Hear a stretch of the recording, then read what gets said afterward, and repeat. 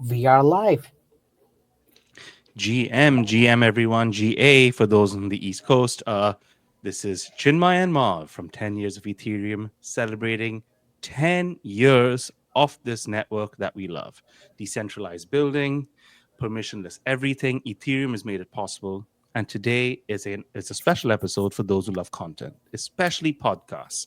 And you are in for a treat because did you know that podcasts could be even better than what you think they are right now? The folks who will be enlightening you about this process are Lucas and Dan, both from Pods Media. Lucas is the CEO and Dan is the CTO. Both of them are responsible for ensuring that your favorite crypto podcasters are on air exactly when you need them. And there's a whole bunch of extra stuff there as well. Stuff that is only possible because we're doing this on chain. So, welcome to 10 Years of Ethereum, both Lucas and Dan. Thank you guys so much for having us. Stoked to be here. GMGM. So yeah, we're celebrating 10 years of Ethereum. So this is a rapid fire. Uh, Ethereum came out in 2015. So Lucas, what were you up to in 2015, and when did Ethereum come into your orbit? Yeah, that's actually funny. In 2015, I was a freshman or sophomore in college, and I had actually come across Ethereum like right around when it launched. I had downloaded like the original Mist wallet and was kind of just paying attention to it here and Nice. there. Unfortunately, it completely bricked my laptop, and I kind of gave up after that. I never actually bought any ETH or anything like that. But I think as a whole was studying economics in school, was very interested in like finance and crypto and internet technologies as a whole, and kind of just paid attention to it over the years. And kind of going into my final year of school, I really kind of went down the rabbit hole. This is like 2016, 2017, right when ICO boom was happening, and kind of just went down the rabbit hole, and I have not returned. So pretty much just decided to go full time in this industry, and really got my start just doing like kind of consulting for like ICO projects that never really succeeded, and then really kind of found my niche doing writing, and was running a DeFi blog for about a year. Um, and this is on 2019, 2020. And little did I know Ryan Sean Adams, who's the founder of Bankless, was following along with my work, and actually offered me a job as the first employee there. So I was very fortunate enough to run the newsletter there for about 3 years and kind of be on that rocket ship when Bankless was largely in its prime. And yeah, I think as a whole was a really exciting time for me, and we can talk about it a little bit more. But I just kind of saw the inconsistencies or the weaknesses in the media business model and really kind of became obsessed with how can we leverage crypto, this technology that we all love, to really empower the business model and really just media as a whole, and what can we do to change it. So yeah, that's kind of a quick synopsis of my journey. And yeah, we can talk about how I ran into Dan and how we crossed paths. But yeah, I'll just pause there. Nice. And how about you, Dan? 2015. Where were you when Ethereum took its first steps into the world? Oh man, 2015. That was a long time ago. Um, well, I think at that point I was already a Mt. Gox creditor. So I was. I've been, kind of the investor persona and the enthusiast persona in this space for a long time. First Bitcoin, then Ethereum. Didn't actually take the plunge to kind of start working in the space until more recently in the past few years. Largely because I was unimpressed with actual real applications being built at the time. It was a lot of like fluff and marketing and white papers with typos, and it just, I don't know, it wasn't my vibe. It was fun to trade and participate in, but yeah, only just recently have I really gotten excited about using this technology to build real things. So that's, like Lucas said, we can talk more about kind of us linking up and what we're building at Pods. But so I guess 2015, I graduated university in 2012, computer science, went to work at a startup that was kind of my first experience at a rocket ship. When I joined, we grew from 50 to 300 employees in the span of like 6 months. It was a wild time. We had kegs in the office. We were playing 2 hours of ping pong a day, Silicon Valley type TV show.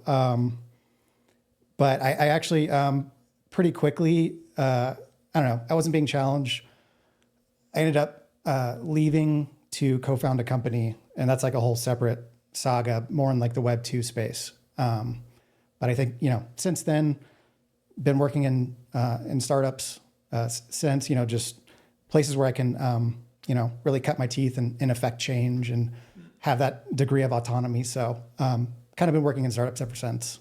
That's kind of like a high level. Oh, fantastic. So how did you folks go from your separate experiences to your paths combining and deciding, hey, the podcast space needs a good shakeup? Yeah, I'm excited to actually hear Dan's perspective on it. But yeah, from my experience, it was pretty much we tested the concept at Bankless of like these podcast NFTs back in November of 2022. So this is actually right around the FTX collapse. And in short, the program was doing really well. We were on track to generate a meaningful amount of money for Bankless. The community really liked it. The problem is that I had really duct taped together a tech stack. I'm non-technical and was kind of using all sorts of little tools. I was got access to like Sound XYZ, even though they were whitelisted and for music, but I was we were releasing the podcast NFTs on Sound. And we were using like Bonfire, which was like a Web3 kind of WordPress tool to facilitate the minting. And we were actually on Ethereum mainnet, if you can imagine that, which just feels unheard of these days. But I decided, after releasing about 25 episodes, that we needed to scale this technology. And so I decided to take a step back from Bankless and really try and scale this into a fully fledged platform for podcasts. And that's kind of when I came across Dan and also Drew, who's part of the founding team here, where I was looking for help on the technical side. Dan was involved on the collector side. So he was actually an active collector of the Bankless collectibles. And we kind of just crossed paths, started talking, really enjoyed working together. So yeah, we brought on each other, but brought Dan on as well as Drew, who were both exceptionally helpful and just like took a bet on this crazy idea. And yeah, I mean, all the respect to them for, following me into battle here. I know it was kind of a wild thing to be doing podcast NFTs in 2022. But here we are, I guess it was 2023 at that point. But here we are, and yeah, it's been an awesome journey having these two, along with Eric, who's also on the team, be a part of this. And yeah, I'm the sole non-engineer on the team, so I'm just the idiot in the room, actually. So I just kind of listen to them and try and make the best decisions I can from there. It's all good. Lucas, both of us are the left brains in this chat. Chinmay, my co-host, he's a builder. So Chinmay and Dan, I think, will be exactly on the same track. But Lucas and myself, we're all about the expression, the marketing, the messaging. And yeah, I think it's a nice balance that we can have over here. So yeah, so Chinmay, if there are any technical questions, you feel free to step in, okay? I have so many, but I think we want to get Dan's story first. Yeah. So like Lucas said, we intersected. I was a participant in the Bankless collectibles. I was, obviously like with many people in the space, Bankless played a big role in my journey and kind of learning and getting excited about this stuff. And I saw they were doing the, collectibles, and I thought it was super interesting. So I collected 5 out of 5 of the Genesis collection, Nice. which I think, to some extent is how I crossed Lucas's radar. There was like a collector chat or something. And at one point, I want to say it was like January 2023 or something, he kind of put out a request for, hey, like I could use anybody with engineering experience. And on my front, it was actually kind of perfect timing. I had been working at a previous organization, and that kind of came to a natural conclusion. And then I had just gone through a 6-week intensive smart contract engineering fellowship. So I was writing Solidity for like 6 weeks straight. We had to write like Uniswap v2 from scratch, the compound governance contract from scratch. So, that was concluding. We were hitting ETH Denver. And this was like right when Lucas was asking for help. So we kind of, touched base. I was like, hey man, I've been a participant. This is super cool. I would love to chat more. I'm kind of starting to think about what's next for me. So this could be a good fit. And so we met IRL at ETH Denver for the first time. And then, yeah, it kind of just went from there. It was like a trial basis at first, like, let's see how well we mesh.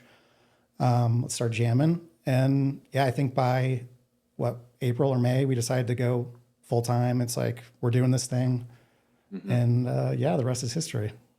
Yeah, and I'll add that, yeah, it was definitely a little firing from the hip. I think at the beginning, I'm a first-time founder. Dan obviously has like way more experience than me, but yeah, I was definitely trying to, get my bearings of like how the hell do you actually run a company.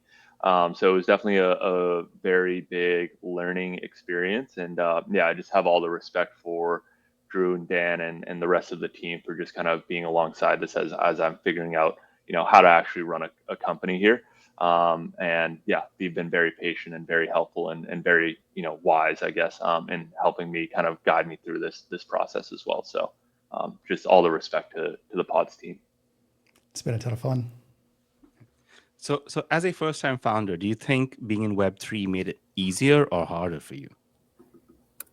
I would assume easier because I think naturally this industry trends towards the younger side, and is very favorable for people that are coming in with a fresh brain and fresh eyes.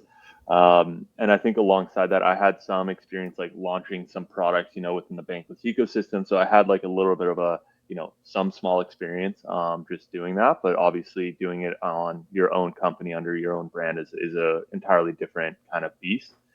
But I think as a whole, yeah, Web3 is very friendly to first-time founders. I think it's pretty forgiving in terms of making mistakes. Also, can be very unforgiving if you make a big mistake. But I think for the most part, it's a very young industry, and people are all trying and experimenting in different ways, and that's very favorable for a first-time founder.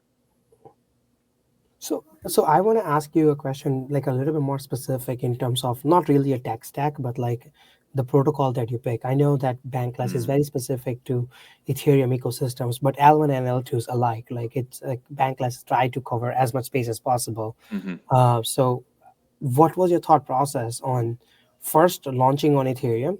Why Ethereum versus any other L1? And currently you guys are mostly focused on Base. Correct me if I'm wrong.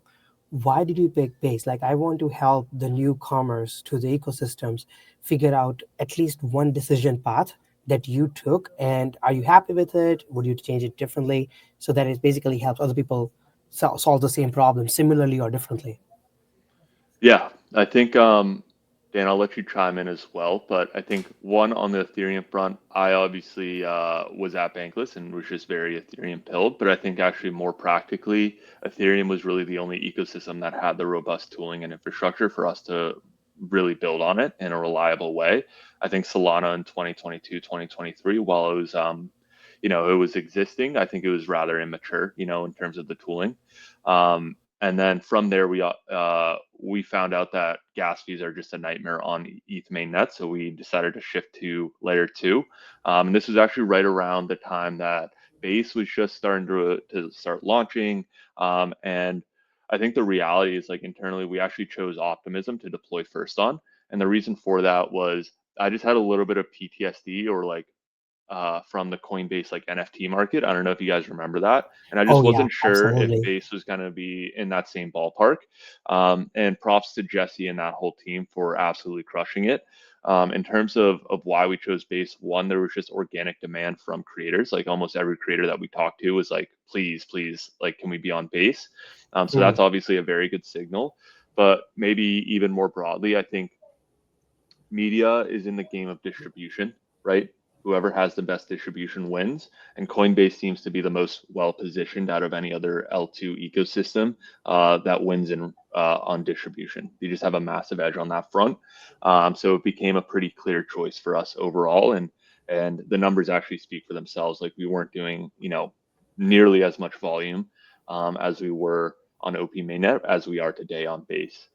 So yeah, I think overall it was just kind of a pretty clear decision. And ultimately, we were talking to 100+ crypto native podcasts, and all of them wanted to be on Base. So it kind of just made that choice pretty easy at the end of the day.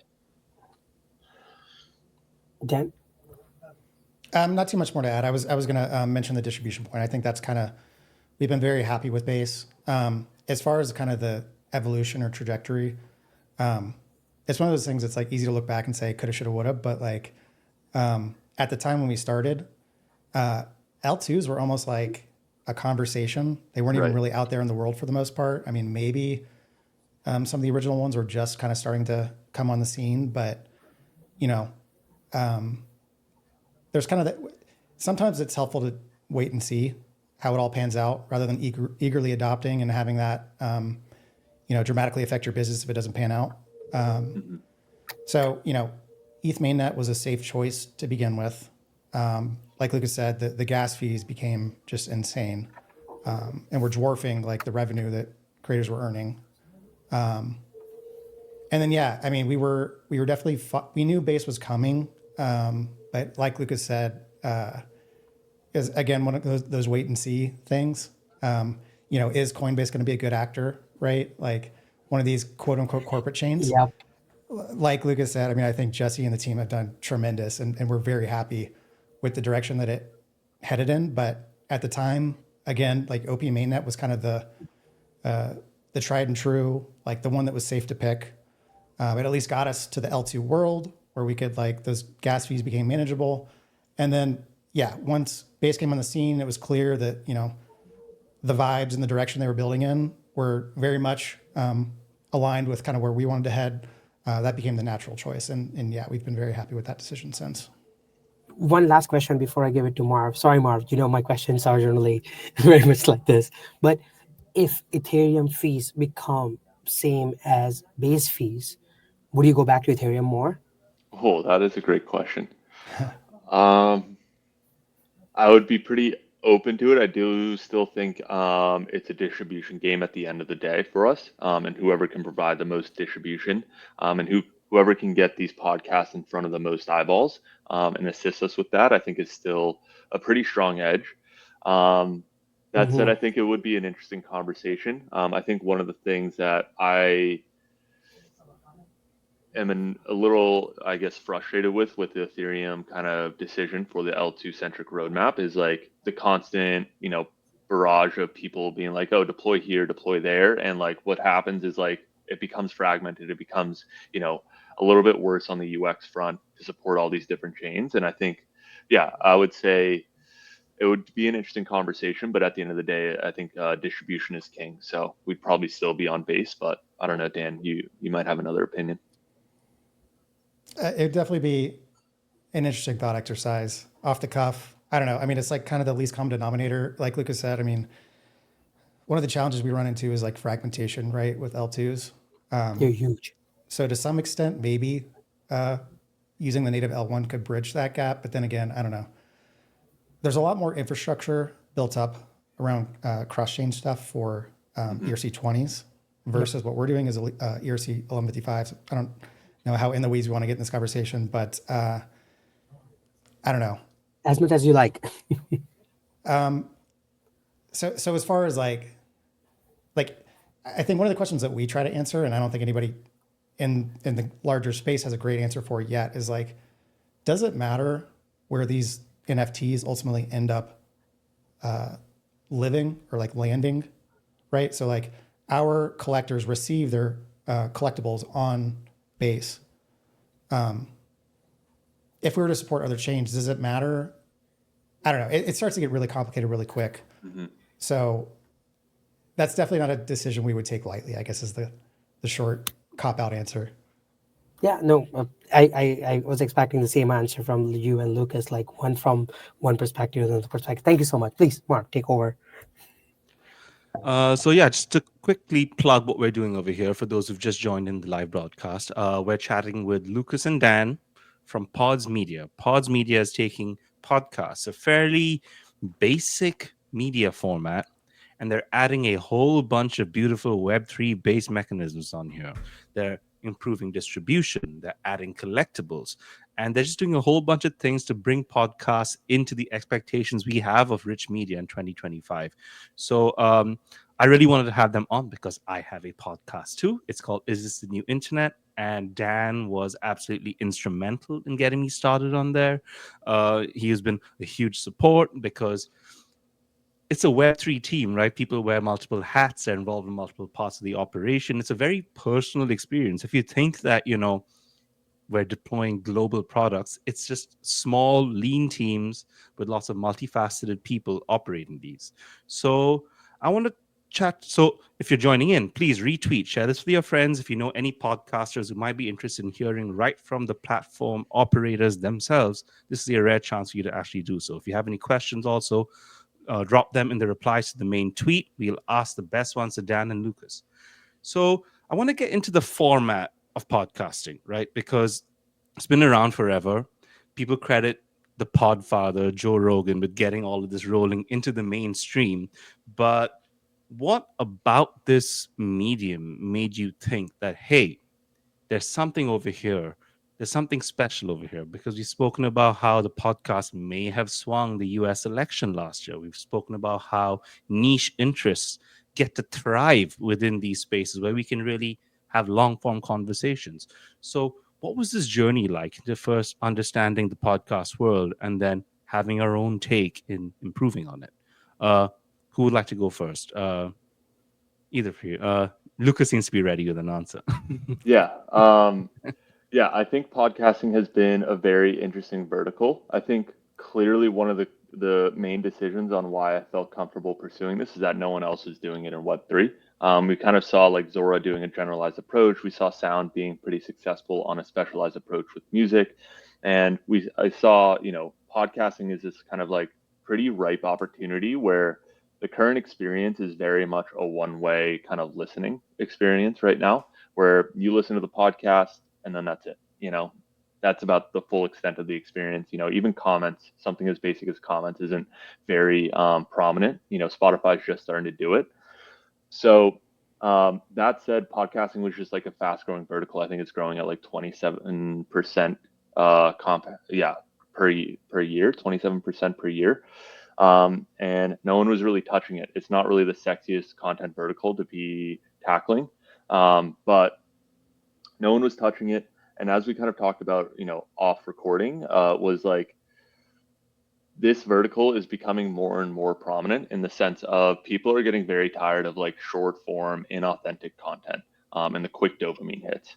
Whereas podcasting, you actually get the platform for these longer form, authentic conversations. You can actually explain your point rather than these kind of like surface level bits that you see on TikTok or Instagram Reels or anything like that. And we're really seeing the consumer trend shifting over more towards this long form content. Even YouTube videos are getting increasingly longer. We're like the optimal YouTube video is like 15, 20 minutes long. And I think as a whole, it just felt like a ripe opportunity, and especially for monetization, right? I think very clearly the only form of monetization that exists broadly for podcasts right now is brands and advertisement based. And in reality, no one loves it. Most people, the most engagement that you get out of a podcast is when you open it and hit the 15 seconds thing to skip the ads, right? And that's the most engaging part of any podcast, that from the user, is them skipping the ads, and the only way for you to monetize. So It's hilarious really you trying say to, that, but I do that all the time. You're I absolutely do, right. that is the consumer behavior that exists. And, it kind of sucks for the advertisers, but that's showbiz, baby. So I think trying to figure out how we can create a non-advertisement based revenue stream that makes it feel more engaging for the listener. Because what's interesting about podcasts is that you do have this like very long form one-way street where you really get to know the host, right? Like you feel like you're friends with the host, you feel like you know that guest a lot better, but you don't really have any way of showing it. And I think that's kind of one of the main approaches that we figure or we're trying to take with pods is one, how can we fix the monetization layer? And two, how can we address the engagement layer? How can we make it more fun to engage and support your favorite podcast and start to build in rewards or perks for doing that? So I think as a whole, yeah, just fast growing content vertical in a form that is highly desired and highly, what do we want to call it? Let's call it like valuable for society right now. And people needed to make money. Every podcast is looking for new ways to make money, and it just felt overall pretty ripe to come in as a new platform. And there's some other kind of technical decisions that help us kind of create this additive experience that we'll talk about. But yeah, I'll pause there and let Dan chime in anything else that he might have.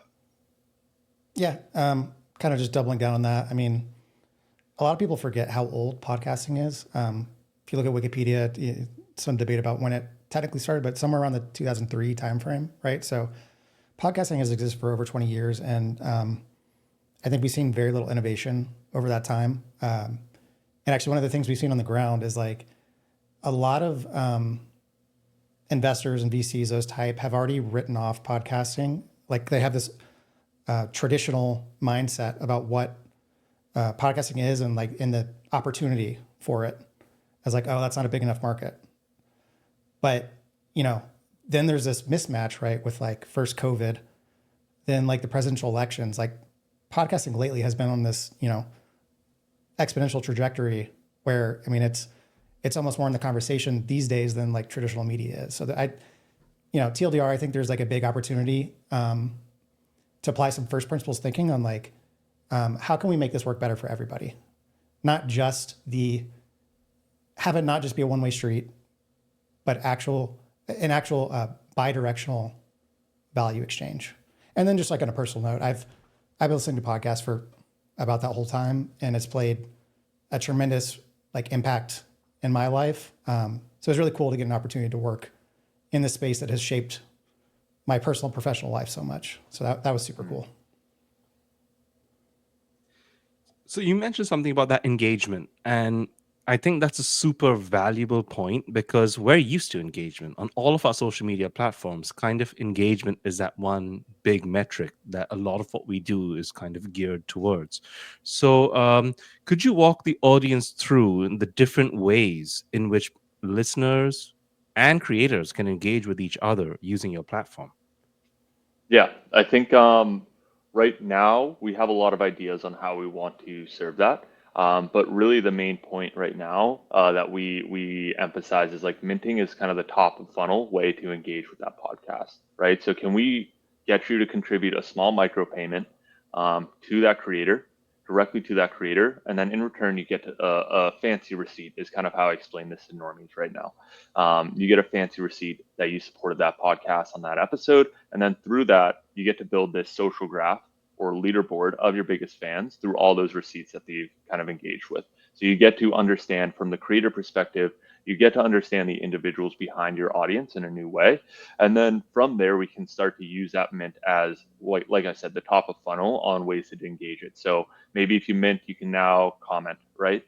On that episode, or maybe you can send a direct voice message to that creator, or maybe that creator will start to reward you in different ways. Maybe you'll get exclusive access to the next episode, or maybe they'll give you, you know, a ticket to their live event that they might have, right? So the key engagement thing that exists today is this social graph that we're trying to build on the back end, right? And the next kind of step in the next evolution of pods is how do we start to engage that social graph, or how do we give you the tooling as a creator to start engaging with that social graph, and then also what can we do on the consumer side, the listener side, that makes it feel compelling, or one way that we think about it is like answering why collect. Why should I support this podcast, right?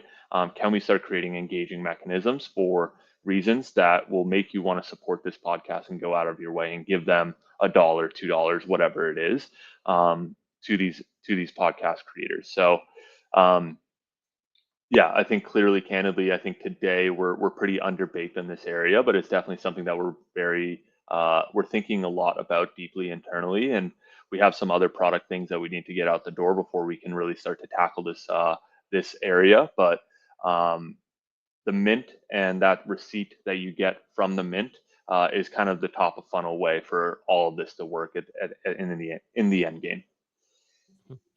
You use the word I love, social graph, because there's another platform that I really enjoy that really utilizes the social graph as a very big part of the way it operates, and that's Firecaster.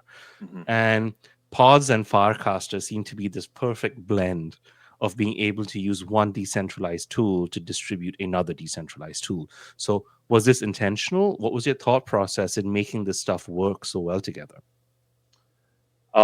Honestly, Dan was the big proponent of Farcaster internally and kind of pushed us to be on it pretty early.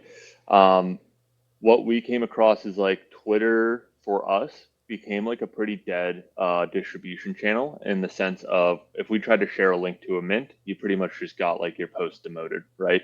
And Farcaster wasn't doing that, and more importantly, they were actually creating engaging mechanisms for those links. So, right around when we started taking Farcaster pretty seriously, the released Frames V1, and that allowed people to mint inline directly from their wallet in the Farcaster feed, and that's a completely separate kind of distribution mechanism, or like way more compelling distribution mechanism for us as a platform that's trying to get people to spend a little bit of money on their favorite podcast. Versus Twitter or other major distribution channels, it's really hard to kind of get people to go to your link. And Farcaster is taking this next step in actually emphasizing and creating a more engaging experience for links and for applications as a whole that were using on-chain primitives like minting and these social graphs. I think that's it for me on that. So something that we love criticizing the crypto space about is the UI UX, but this sounds like you guys have kind of nailed it. So Dan, could you walk us through the whole funnel of discoverability Yeah. to listening? It's like literally one click while staying within the app. So Dan, what do you think about this in terms of addressing crypto's major UI UX hurdles? And is there something here that you want to build on and somehow make even more seamless using the tools that we have available? Short answer, definitely yes, make it more seamless. I know Lucas and I were both cringing when you said that we've nailed it, because we have no shortage of things that we'd like to improve on the UI UX front. It still takes somebody kind of in the trenches to be able to use this stuff. And that's, for Pod specifically, and kind of like in this space at large, I think what everybody's trying to do is make this stuff approachable. Like, how do you abstract away? How do you take advantage of kind of the Web3 primitives and what that unlocks while still making it kind of feel like Web2, right? So like tap into the power without the end user needing to know how it works, or have a browser extension, or switch chains, or even know what base ETH is, right? Like that's something that I continually rant to the team about. Marv, you saw recently, we've made some strides on our onboarding, but it's still very rough around the edges around like, so somebody, requests to be on pods, we reach out. It's a very high touch, very personal approach right now. But, part of what we explain to them is like, hey, make sure in this wallet that we're allowed listing for you, which problem number one is needing a wallet and like that whole thing. But then it's like, make sure you have, whatever, like 50 cents of base ETH just to cover the cost of publishing to the network. That doesn't go to us. That goes to Base or to Ethereum. It's just all the stuff we have to explain to just get somebody on pods is definitely something we're looking at trying to abstract. I know your question was kind of framed in the Farcaster sense, but kind of across the board on the creator and the collector side, we're thinking really hard about how we can abstract away a lot of this Web3 stuff while still retaining kind of some of the unlocks beyond what you can do in Web2. And a lot of that does come back to the social graph. I know people throw around this word composability, and unless you're technical, maybe it makes your eyes glaze over. But, for those of us that are old enough to have been around in Web2 and building, if you remember like in the Twitter, the Facebook days, there's a lot of developers that were trying to build on top of those APIs and tap into those social graphs. And they would just continually get rugged by those companies, right? Yeah. The companies would decide, you build a whole application based on that, and then they'd change their API, decide to revoke your access, and there's just nothing you could do about it. But with Ethereum, it's like effectively the shared global database that nobody can restrict access to. So in the same way that Farcaster is an open social network, so is Pods, right? Like any of this social graph that you're creating, these linkages on chain, right? Like Dan, collected, is this a new internet? Right? That is a relationship that exists on chain that like anybody can build on top of. So on our end, we're aiming to make it a lot simpler to use, but there is this whole level of additional power and capabilities that are unlocked by this tech And so how do you straddle that like Goldilocks? Hmm. Yeah, I think Dan brought up a really interesting point that we haven't talked about with the social graph is like how you can start to one reward the users. So like if you guys had a sponsor and they're on chain, like a sponsor could just airdrop some tokens to your top fans for being supporters of you guys, right? And that's kind of a new way for a brand Yep. to engage. That's not them getting a 15-second little blurb in your podcast that people are just going to skip right through, right? That's kind of like an on-chain like way to engage with those users and those fans. And then the second piece is like actually how can we leverage social graphs to improve discoverability, right? So it's like, oh, you collected an episode of Is This the New Internet? Oh, and Marv here actually appeared on this episode of a separate podcast. Let's surface that to you because we have that kind of connection, that linkage. There's a whole host of kind of like ways that we can start to tap into the social graph on discovery, as well as like the composability and how you can reward people and engage people that we've already talked about, that I think is really compelling, and we haven't even scratched the surface there on that front yet. Um, the other Interesting. thing, yeah, that Dan had brought up was like the frictions. And one of the nice things was like it was very intentional for us, in the sense of we had an initial go-to-market strategy of let's bring on every single crypto podcast that we can, and let's make this work with them. One, because he can chew a little bit of glass, he can have a wallet, we can have base ETH, we can kind of like cut some corners here and just like, okay, let's get the core meat and potatoes here ironed out. And two, the hosts understand the technology, and the fans, you have fans that understand the technology. So you kind of just have this right like initial go-to-market strategy, that allows us to be a little bit more rough on the edges, but actually really figure out that core experience. And like some of the things that we've done really well is like playing this additive role and making it entirely net additive for you to bring that podcast on chain, and you can do it in less than a minute, right? So yeah, I think those were some of the key points that were just mentioned that I wanted to touch on is like one, the social graph has so much more opportunity around discoverability, and two, the frictions that we have with pods that exist today were like kind of intentional in some sense because we were just onboarding crypto podcasts, and now we're starting to take these steps, that we kind of alluded to of let's abstract away all these crypto complexities, let's delete the wallet, let's delete the requirement for Basie. Let's figure out how we can tackle this on the collector side as well, that we need to iron out.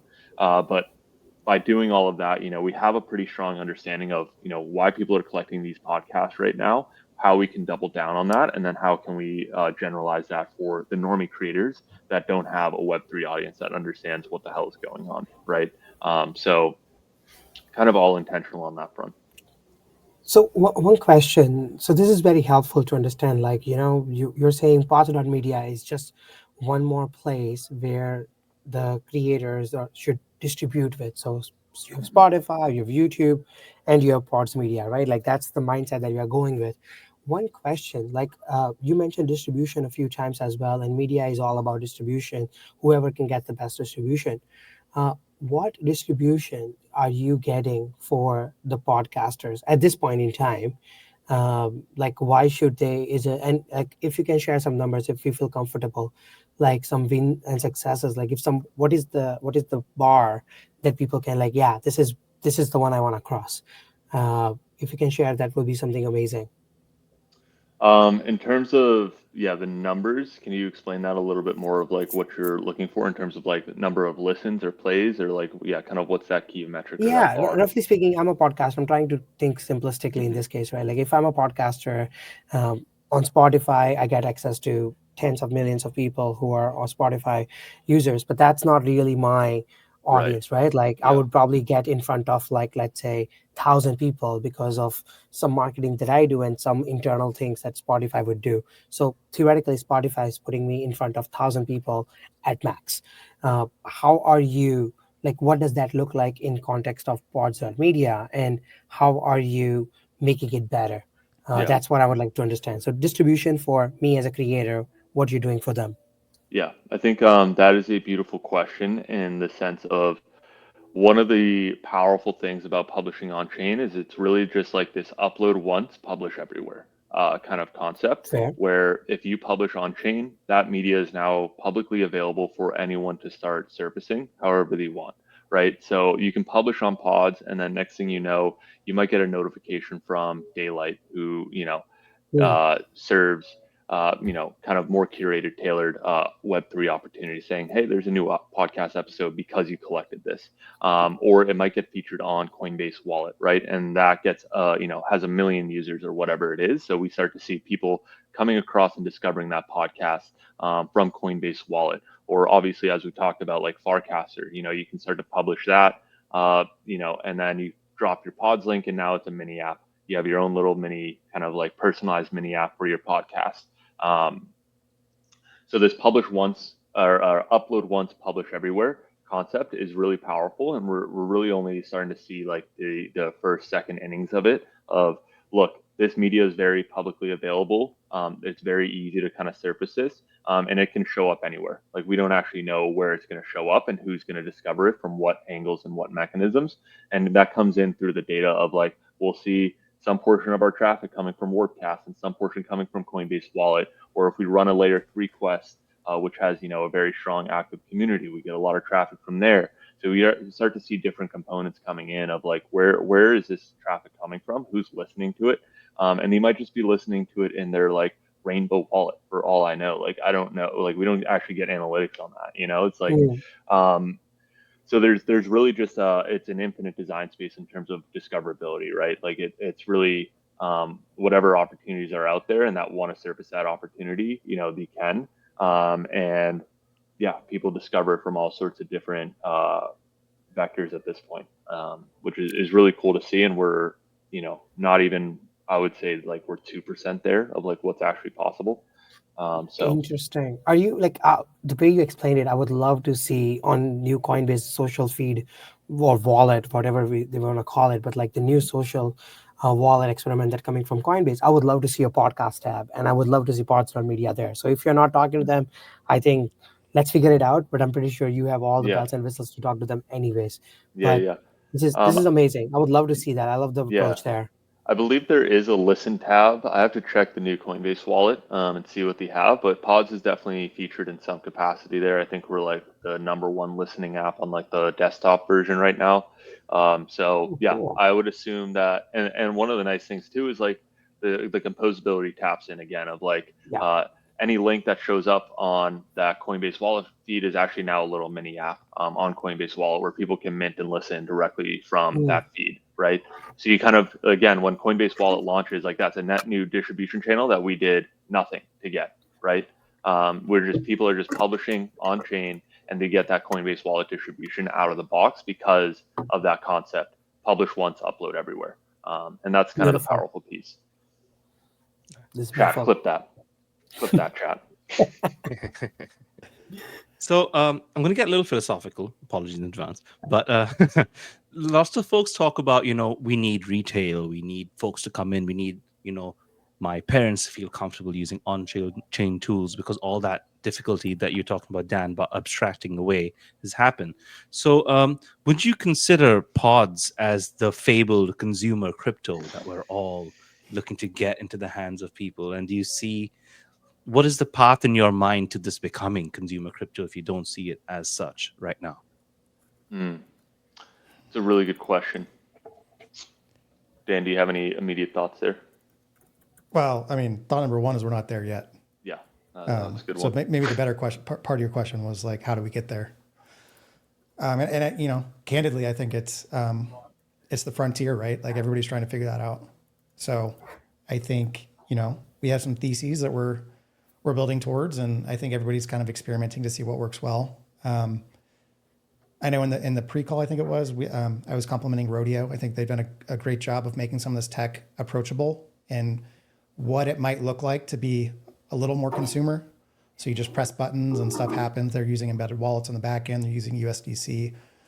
So, yeah, I mean, I think it's kind of a combination of all the above. How can we abstract away all this, like needing to manage EOAs or browser extensions or switch chains or denominate in different tokens? Or, I mean, there's just so much stuff right now you have to think about in order to use this stuff. like my girlfriend is very normie. She's a nurse. She has no idea about, like, technically, I have to help her with a lot of stuff. And like, there's no way in hell she would be able to use this, even if I sat down with her for several times a week for months. Like, so we have a lot of work to do to abstract away a lot of these complexities. But I think slowly but surely, we like to say brick by brick internally. Yeah. I think I agree with everything that Dan said there, and we have a lot of work to do. And let's just assume that we've done that work. I do think like podcasting and the industry that we're tackling is like very ripe for this consumer adoption, in the sense of specifically the creators. Like Jesse Pollock is now on this like crusade of like everything is downstream of creators right now. It's just like let's focus on the creators, and everyone else will come in downstream of that, right? Um, the nice thing about the podcast industry is that candidly, it's kind of dying for new ways to monetize. Everyone's fighting for distribution. Everyone's relying on Apple. Everyone's kind of looking, when I talk to these podcast networks or, these creators, they're like, you say, hey, you can come in and you can earn more money on your podcast. You can unlock new distribution and it's going to take a minute or less and there's no baggage associated with it. It's a no brainer, right? It's not hard to sell the podcast, right? As long as we can achieve all those things, right? And I think the other kind of dark horse with podcasting that makes it very ripe for us is it is the industry. It's the only form of media that's entirely reliant on this thing called the RSS feed, which is maybe the closest, most composable like Web 2 like technology that we have, and it allows us to be very composable with all these Web 2 podcasts in the sense of we can start to import. An RSS feed is effectively a feed of all of your podcast or any content, but right now it's podcast. And it has, the title, the description, it has the audio file, it has the thumbnail, it has all these things that's publicly available. And this is how every podcast player kind of indexes or surfaces your episodes or your content is through this RSS feed. What we can do is we pretty much just mimic our on-chain, publishing tool to mimic an RSS feed. So we can just easily import an episode in 2 clicks and there's no downside, right? You're just publishing on-chain, you're getting that surface area to monetize, you're getting that new distribution channel, you're getting a way to engage with your fans in a new way that didn't exist before. So the RSS feed is kind of like the dark horse, the ace up the sleeve for us that allows us to be very composable and attack this industry very easily because we can get you to upload that episode in 30 seconds or less, right? And it's not very difficult. And as long as we can delete the wallet and the gas requirements and all the rough edges that we just talked about, it's going to be very easy to get these people on chain. The hard part actually is going to be how can we make them their first 7, 10, 15, 20, $100 on chain and getting their community to actually engage with that. So we're pretty close on the creator side. And then we're going to be shifting very much on the collector side, the fan side, and really coming up with those reasons on why collect, making it really engaging. And I think the final thing on that front is like, as kind of Dan said, we're big fans of Rodeo internally. We love kind of what they're doing. And one of our approaches is we're really taking this like patronage plus model. We're not trying to force these creators into speculations with coins and like all this baggage that might be associated with kind of on some of the on-chain primitives that exist today. We're really trying to be like, look, every single podcast episode on Pods is a forever edition. So it's an open edition with an unlimited supply. There's no scarcity. There's no speculation. It's just I'm collecting this or I'm supporting this podcast because I want to. And the reasons to collect are downstream of that, right? So when we go to Joe Rogan, right, Joe Rogan's not launching a coin. He's not going to have to be worried about going down, launching a coin, it going to $100 million and then down 99% over time because content is ephemeral, right? Which is maybe another rabbit hole that we'll talk about later. But it's really just like this patronage plus. Take a minute and now your fans can support you directly. And there's really no baggage associated with it. And I think the combination of the RSS feed, this patronage plus model, and an industry that's looking for new monetization models really kind of creates this powerful cocktail for us to really attack the Web 2 side of stuff. And we're really excited to start doing that in the next coming months in the second half of this year as well. Yeah, maybe just to kind of plus one of the things that Lucas said, I kind of answered the question a little bit generically, but for pods and for the podcasting vertical specifically, one of the things we've done very intentionally is try to meet both creators and listeners where they're at. So we're not asking them to change their behavior. So like you said, on the RSS side and on the creator side, many of our podcasts, something like 2/3, were pre-existing podcasts, right? Like, so we're not asking them to start over on pods. They just connect their RSS feed, one-click import, publish on chain in 60 seconds or whatever. We're not trying to change their behavior there. We work with all of these existing RSS hosts they might be using. And then similarly on the listener side, again, we want to have at least like a basic answer to a playback experience, but we're not trying to be a fully fledged, at least at present, podcast player, because many people have been listening to podcasts for, like I said, 20 years. Most folks have like their preferred player, right? Maybe it's Apple Podcasts or Spotify or any number of, maybe it's Pocket Casts, if they're a little more niche. So we also kind of connect to all of those. So you can, of course, listen in pods natively, and we're going to allow for that. And like we've talked about, we have kind of the mini app experience. So you can inline and Farcast or listen to or preview content. But if you want to have a more advanced playback experience, you can also in one click, shell out to Pocket Casts and, increase the playback speed and do all the fancy stuff, maybe add it to your queue. So it's, as far as making this stuff approachable for a more normal audience, it's like not asking them to change their behavior and kind of meet them where they're at.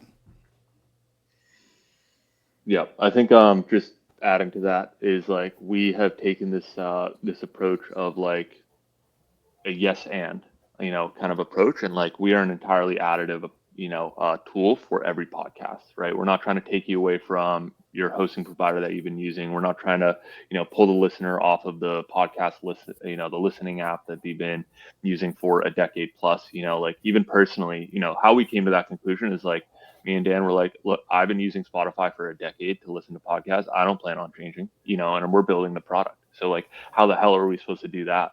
And Dan's kind of in the same boat, and the rest of the team was all in that same boat of like, we already have our podcast players, we don't need to compete on that front, but like, how can we create this kind of net new thing that doesn't exist, that there's really no loss for doing it on either side of the marketplace, whether it is the creator or the listener. So am I going to see some kind of integration between, like, say, Spotify, where there is like a special button that says mint with pod media?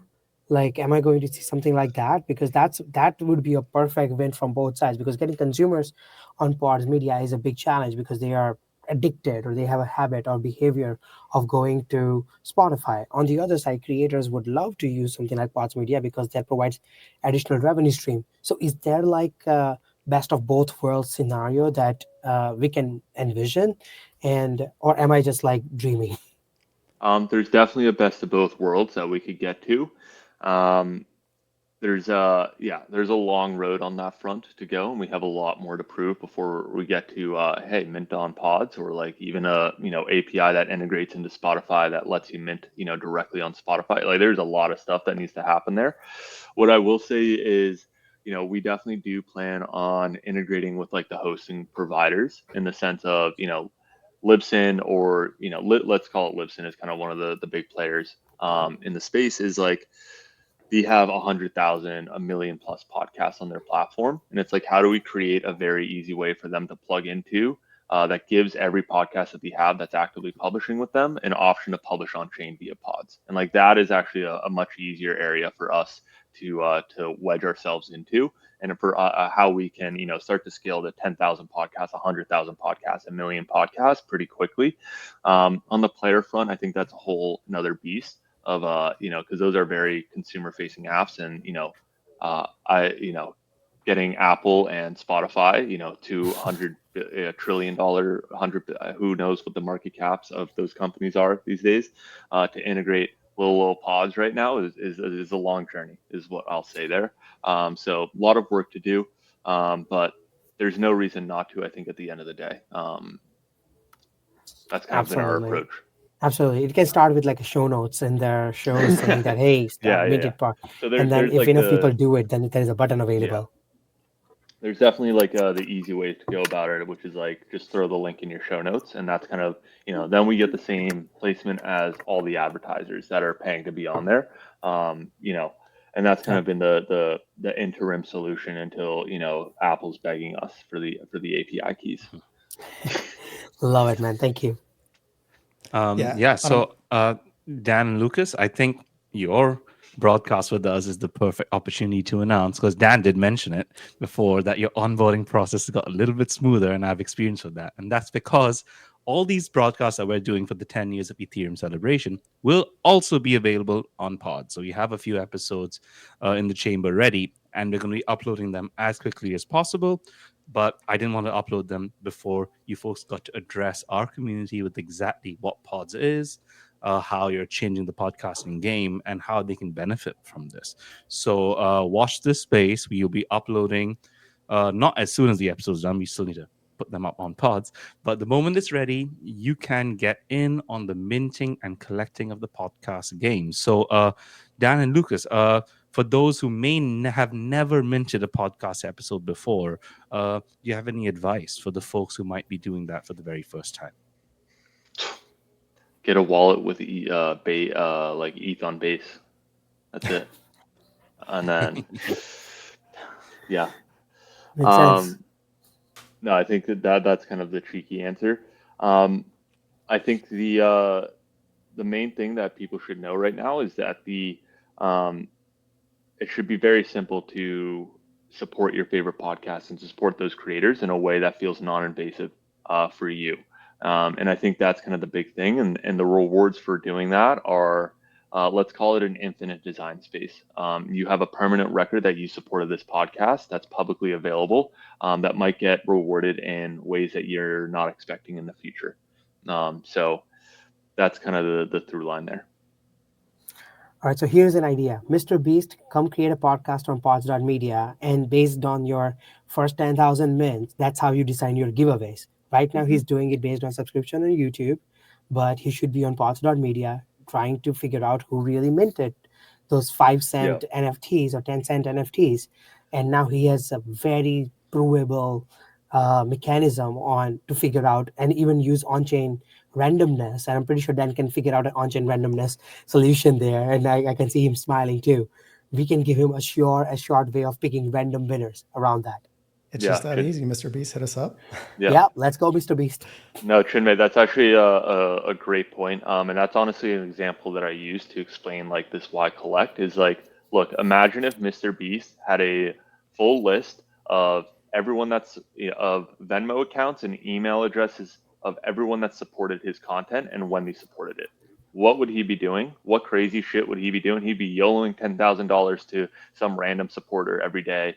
He would, the top 100 most loyal supporters would be coming on the next show. He would be doing some crazy stuff to get you to engage and to support him, directly. And like that design space is so massive of like, if we can just provide you that list, right? Like what you can do with it becomes pretty remarkable in terms of like the possibilities. That's fantastic. And I was going to say, kind of back to the tip question, like we've talked about in this conversation, not only, collect the episode, but all the stuff is social. So not only collect the episode, but maybe grab yourself an ENS, grab yourself a Farcaster profile, start filling out your details. So you're kind of like, you're showing who you are in public and, join the conversation, like start, building out your on-chain portfolio, so to speak. Yeah. So creators, large and small, you've now seen the two people on our stream who you need to get in touch with if you want to get on chain and make sure people can mint, collect, engage, and support your journey directly. It's a permissionless world. You can do so many things. And I'm so grateful for Lucas and Dan for putting in place this playground where us creators can actually come on and express ourselves really well. So we're almost at the end of the stream today. Lucas and Dan, thank you so much for joining us. Do you have any final words, final plugs to, any information, nuggets of wisdom to share with our audience as a farewell? I would just say that it's been a really amazing journey to see the world come on chain faster and faster. I think when we started this journey, the concept of even content being on chain was pretty niche and kind of obscure. And now it's actually not really a question, at least within the community that we're in now.